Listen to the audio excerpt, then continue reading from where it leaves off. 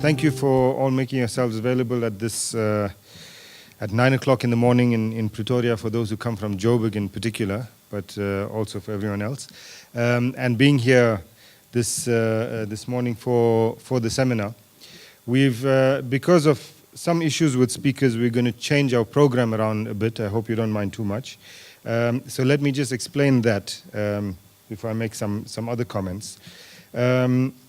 The first session, the program copy in your little folder. The first session, which starts now, has two speakers, Hakeem Onapajo and Usman Bugaje. Hakeem is sitting in front with us. Usman, unfortunately, is not here. We are going to get him on Skype. He's not here because of problems with his visa. This is unfortunately a huge problem that we've been dealing with for the past 2 years in terms of getting South African visas for Nigerian nationals. An extremely frustrating thing. I know there's lots of people from government, so I'm sorry to have to say this, but extremely frustrating to try and do that, and sometimes takes weeks and weeks to get anything done. But by the end of the day, by yesterday, he was supposed to have left on Sunday, but by yesterday, his visa was still not issued. So he's not here. He's agreed that he will do his presentation via Skype, unfortunately. We're trying to get him. If we get him, he'll be in the first session as per the schedule. If not, then we'll put him in the second session and we'll switch the other speakers. So that's the main problem we have. The other speakers for the afternoon, Ekeminiabasi Eyita is here, and Ibrahim Dean is here. Andrea Brigalia also was unable to make it, but he'll also be doing it via Skype. So this is very unfortunate that we would end up with 2 out of 5 speakers presenting kind of virtually rather than being here physically. But there's really nothing that we could do about this, unfortunately. The symposium on Boko Haram has been, we believe, or the topic, a very extremely important topic, certainly for all Africans and also for us as South Africans. It's been an important topic in terms of what it means for stability on the African continent, particularly in West Africa, but also what it means for other countries on the continent, and a country like South Africa, where we have many people from that part of the world here, and because South Africa is attractive to such people for a whole range of issues. So it's an important topic. We've been trying to organize this symposium for the past 2 years, really, and particularly because of the kinds of issues I mentioned, it's been repeatedly delayed. But the importance of it means that we have to have this discussion. Even if it means that we don't have specialists from Nigeria to speak about it, it's a discussion that at least South Africans and the diplomatic community that's here needs to engage in about this particular organization, Boko Haram, or its new name that it prefers to call itself, which is Wilayat Gharb Ifriqiya, the West African province of the Islamic State. It's its preferred name now. To have a discussion about it, what it means for the continent and what it means for all of us on the continent, but more broadly as well, what its ideology means for all of us on the continent and even beyond the continent. It's an issue in terms of its ideology, of course, Boko Haram as well, but in terms of that kind of ideology that we've been working on for a while as the Afro-Middle East Centre. And those who have been reading our publications would have seen that. I was speaking to someone earlier on who said, you know, the assessment you put out on this issue, I think it was about 2 months ago, is now outdated. You really need to put out a new one. And I agree. Because developments around these issues are moving so fast that we should be having seminars on this issue like this on a more regular basis rather than once off as it is.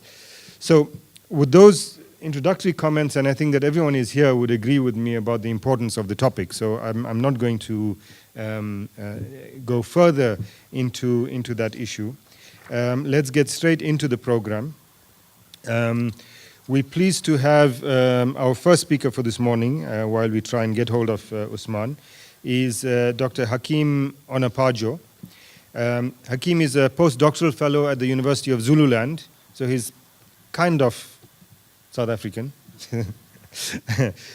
Completed his PhD in political science at UKZN, and he also lectured in political science and international relations.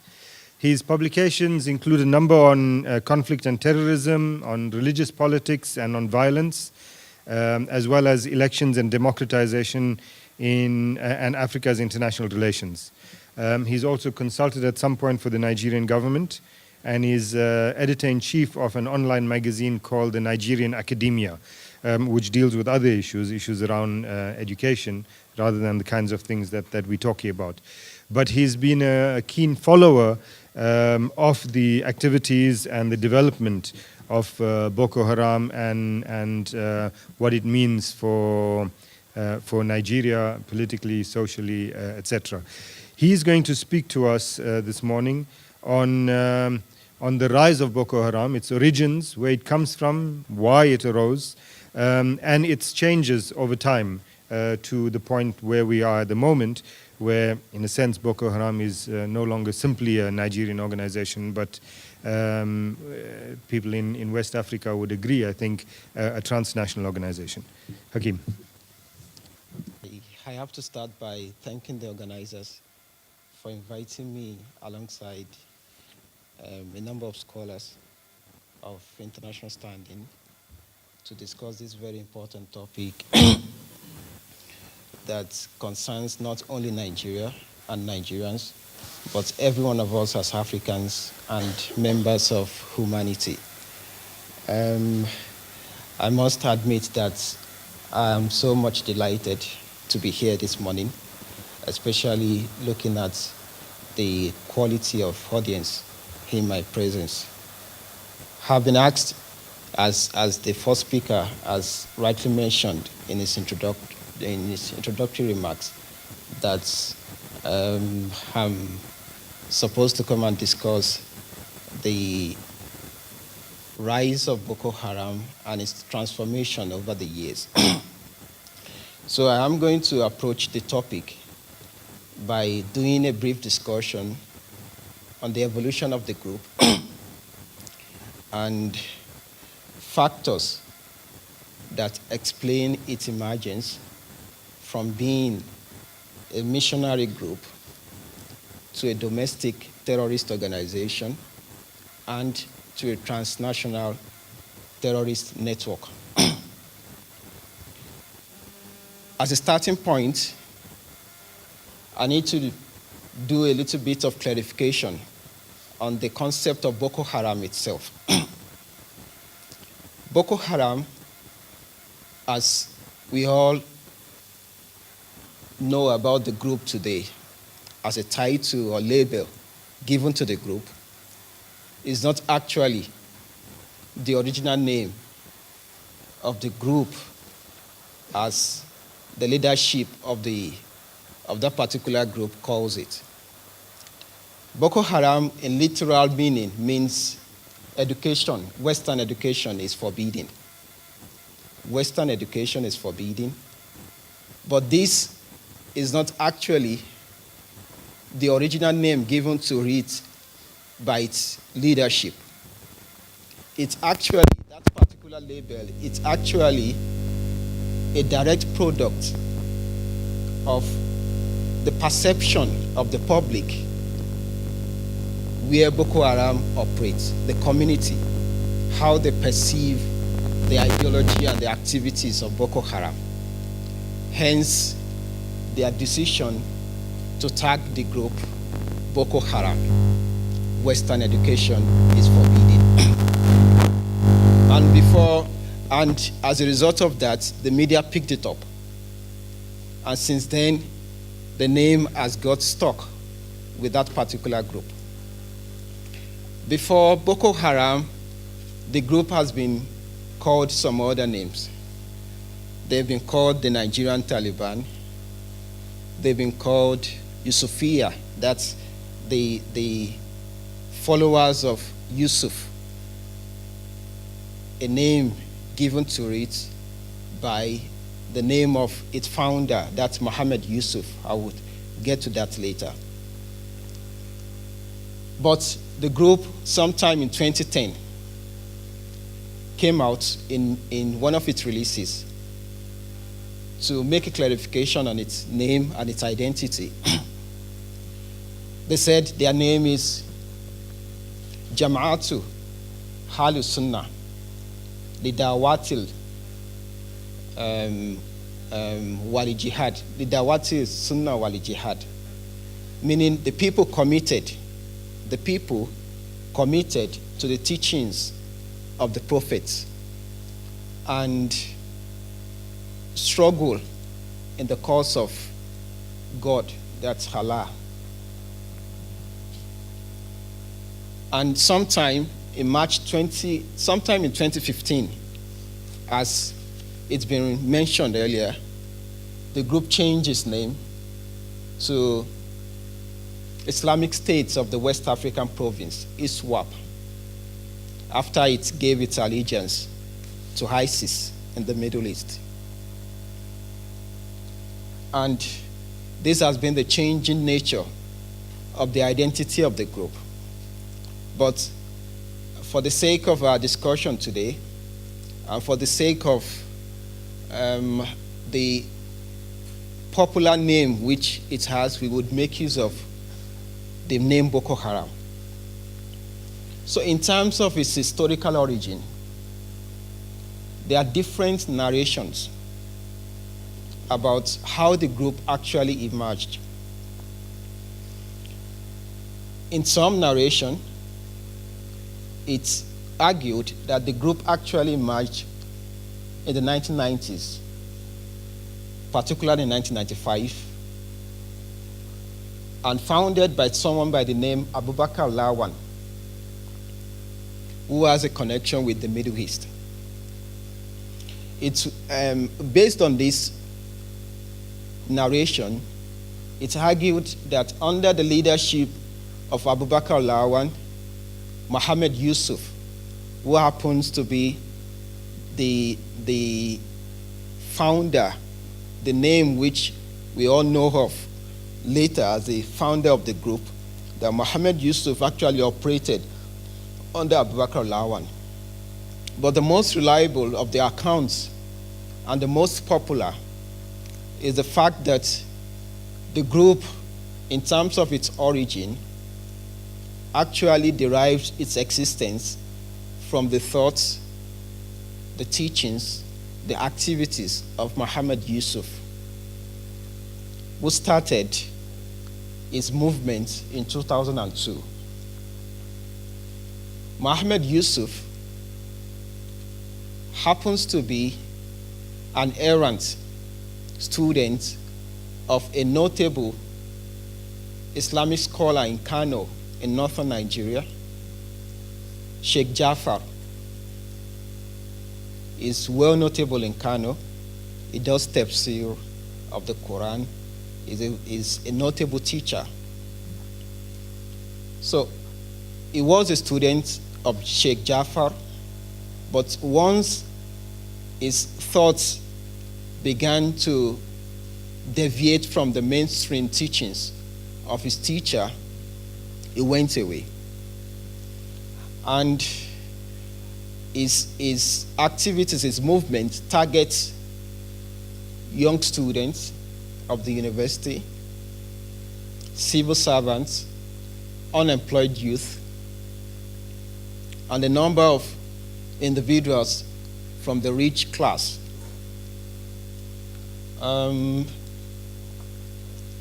His thinking, it's about the establishment of an Islamic state. He wants an Islamic state based on the Sharia, that is Islamic law. He feels the society is grossly corrupt as a result of its contact with Western civilization and is opposed to many philosophies of the Western sciences. The thoughts about the creation of humanity, the theory of evolution, and things around that. It feels all these are against the teachings of Islam. And also, based on his thinking, he believes Nigeria, being a secular state, is anti-Islam, is ungodly. The nature of the Nigerian state is ungodly. And for this reason, Muslims should not obey the laws of the land. So members of his organization do not believe in the laws of the land. They don't obey constituted state authorities. And this informed a number of clashes which they had with the state authorities. They had a number of clashes with state authorities because they flagrantly disobeyed constituted laws and orders. And the high point of these clashes happened in 2009, July 2009, when they decided not to obey a particular law prohibiting the riding of motorbikes without the use of crash helmets. So this led to a major crisis. And there was a serious crackdown on the group as a result of this particular clash.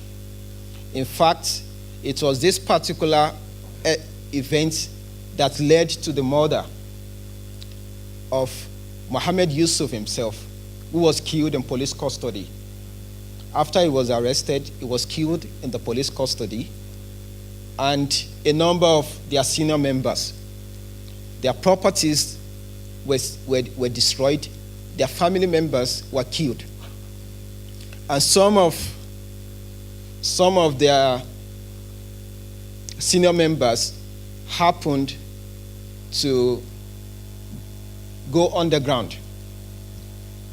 They disappeared because of the serious clampdown by the states on them.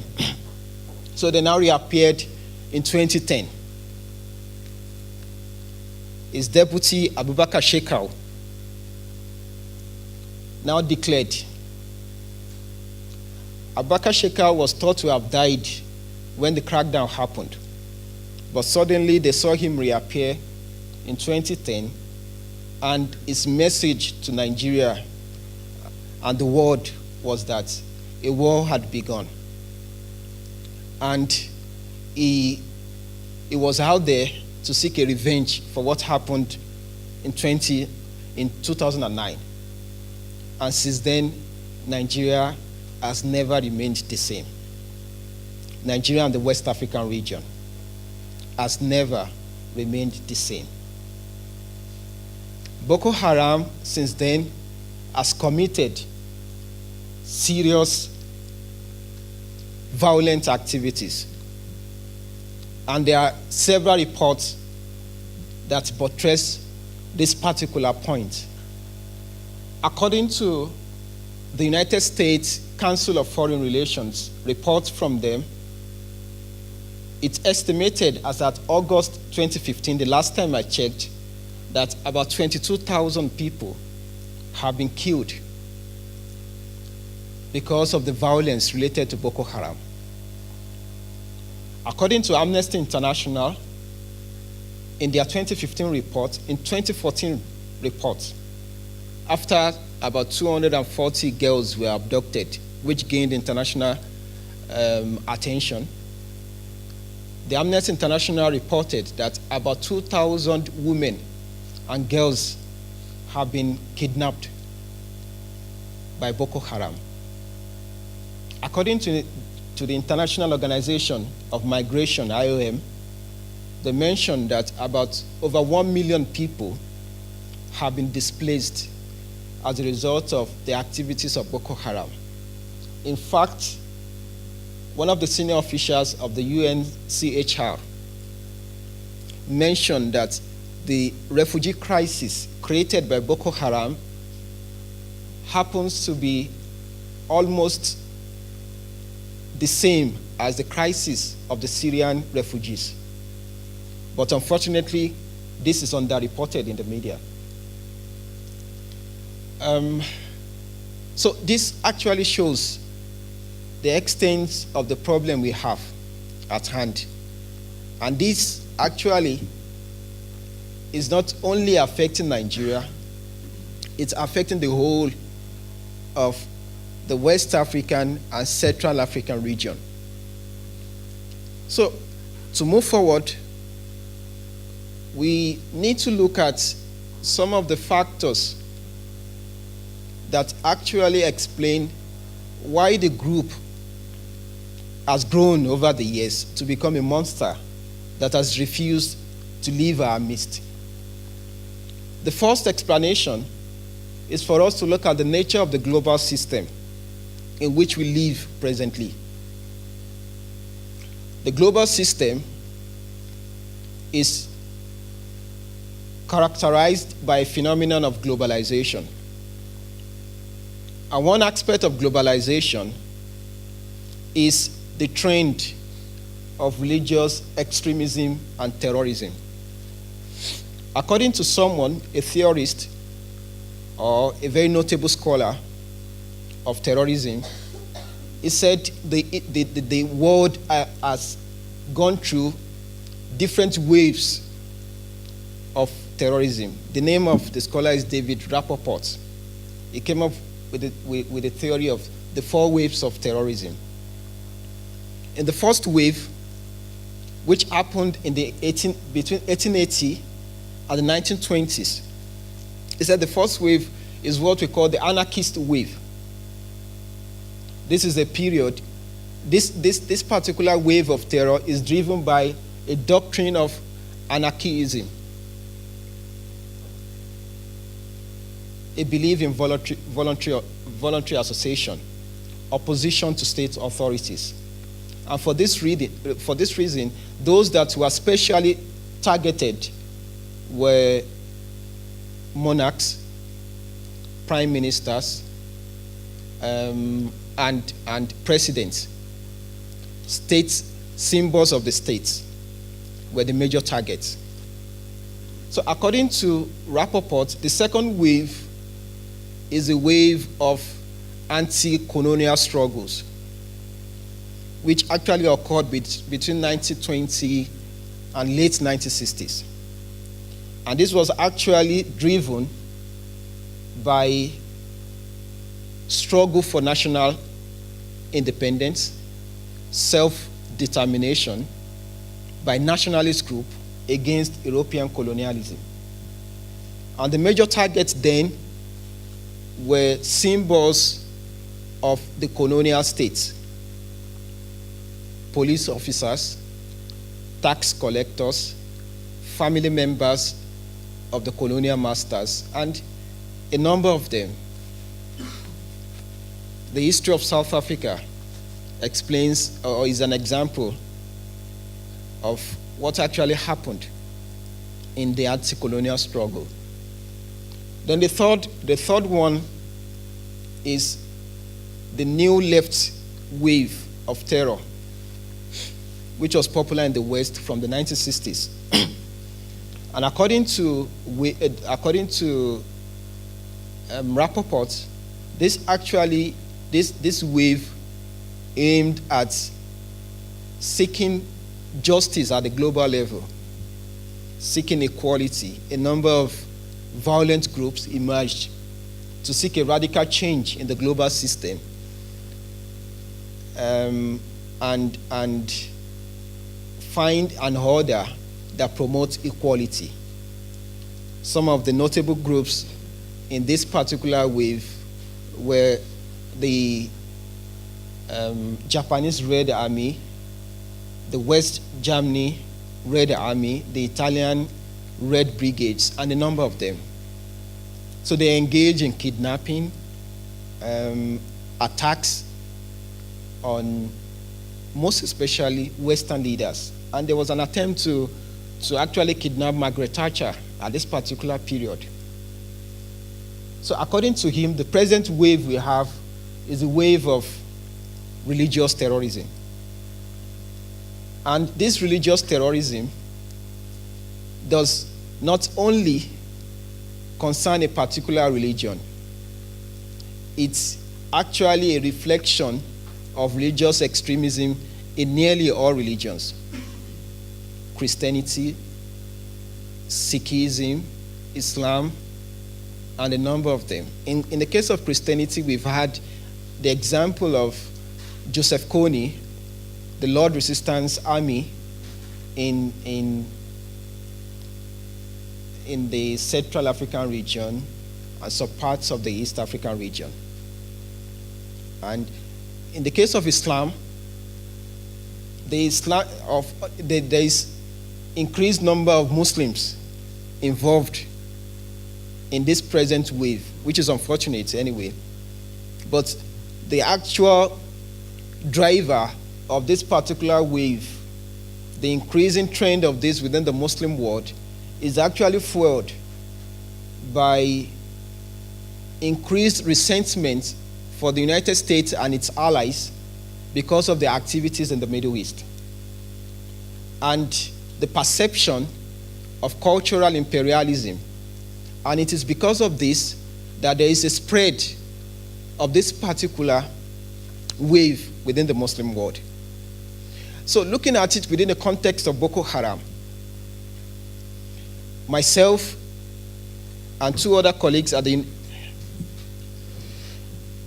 Okay, I've just been told I have just 3 minutes left. So Boko Haram has an international dimension to it in terms of its ideology, in terms of its activities, in terms of its membership, in terms of its targets. Then another factor which also explains it is the fact that there is weak state response and failed approaches to Boko Haram. Just recently, there are revelations that the huge amounts meant to execute the war on Boko Haram, about $2.1 billion, actually ended up in the pockets of military chiefs in Nigeria.